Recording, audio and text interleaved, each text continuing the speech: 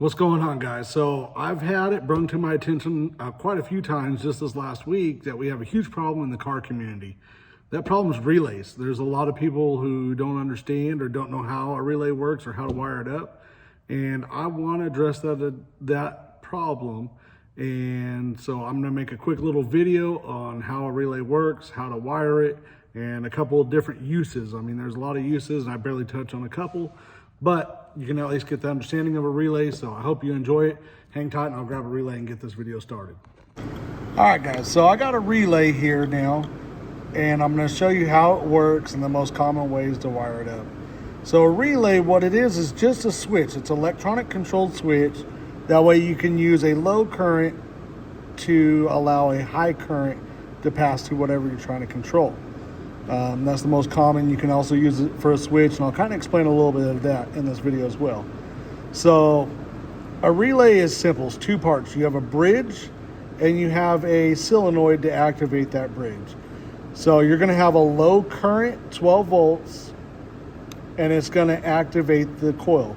So that is always on pin 86 and 85. So this is going to be your low input. So controlled by an ECU, controlled by a low amperage switch to control, some light bars or anything that requires a higher amperage. So, like I said, you'll have power, ground, vice versa. Doesn't really matter as long as you have a power and a ground on this coil to activate the coil. Now, the next one is going to be what I call the bridge. Pin 30 is on our HPI harnesses for like the fuel pump. You'll have a green wire and you'll have a black wire. Pin 30 will be your battery or ignition, 12 volts, doesn't really matter. The size of wire is going to be important, but that's all going to depend on your fuel pump and how many amps your fuel pump requires. That's a whole nother video. Most fuel pumps or fuel pump companies will let you know what size wire for the amperage. So we're going to just stay on the topic of relays today. So you'll run your switched power to 30, can be constant as well, or battery power because the controls come from here. And then you'll run whatever you want to control, whether it be a fan or light bar or fuel pump. That's going to be on pin 87, this pin right here. Okay, so what that's going to do is the two pins, this pin and this pin, 86 and 85, they run to this coil right here. And whenever 12 volts activated, it's magnetic, and it will pull that plate in and make contact on this pin right here, which is 87.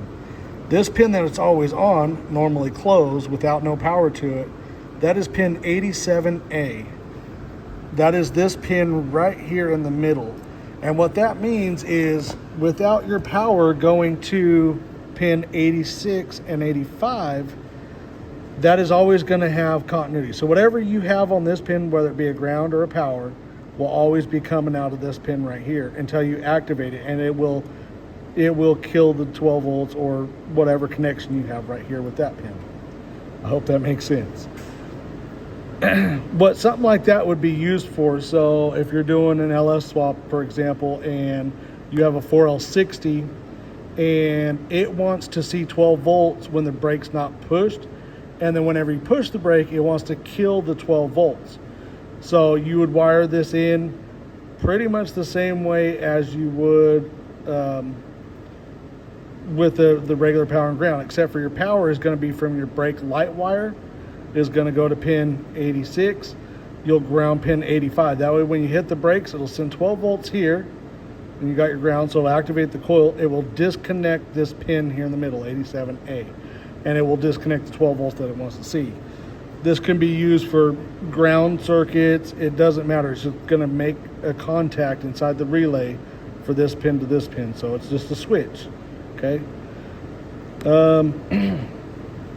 That's pretty much it. Like I said, the wiring for your fuel pump or whatever you want to control, electric fan or whatever you want to control off of the relay, the wiring is determined off of the amps of the circuit you're trying to control. So get with your manufacturer of either the lights or fan or fuel pump, whatever amperage it is. Like I said, there's plenty of charts out there to run off of. you know, wire versus amps versus length, so you know what size wire to run, as well as the fuse. And like I said, always run a fuse before you come in on your power side that's going to feed whatever component that you have hooked up to the relay. So again, guys, I hope this video makes sense and helps some of you guys. But you know, a relay is real easy as soon as you know how they work. And like I said, this is a 5-pin. They have 4 pins without this pin 87A. So if you're just trying to turn something on, that's how you would do it. Like I said, this one right here will normally be closed, so it'll always have whatever power, ground, whatever's on this one will always have it until whatever switch is activated, and it will disconnect the continuity on this terminal here. All right, well, I hope that wasn't very confusing, and I hope that helped some of you realize how a relay works and how to use it. If you like the video, or if you have any questions, leave a comment down below. And remember, help us grow the channel. Like, subscribe, share with your friends. And thanks for watching, guys. Till next time.